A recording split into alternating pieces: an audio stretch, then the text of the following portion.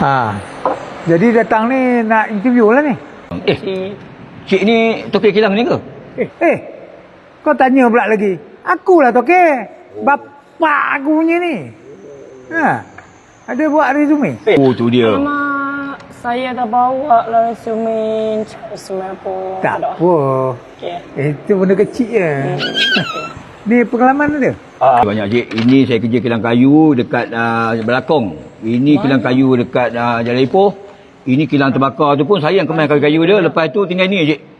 Kilang ini tinggal. Tu nak cik kerja baru ni. Oh, bagus ni. Pengalaman awak banyak ni. Macam ada harapan ni.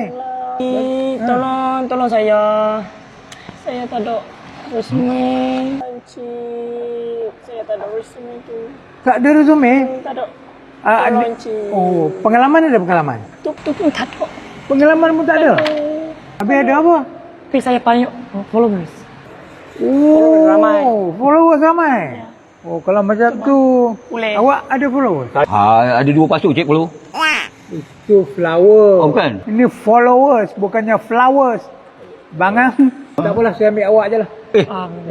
Cik mana boleh macam tu cik? Tak adil lah. Saya bawa ni penat-penat saya buat ni. Resume saya ni. Kesuka hati aku lah. Ini kilang bapa aku. Nak ambil siapa pun.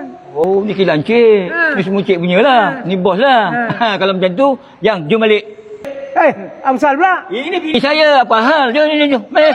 Dah, tinggal ni. Malapas.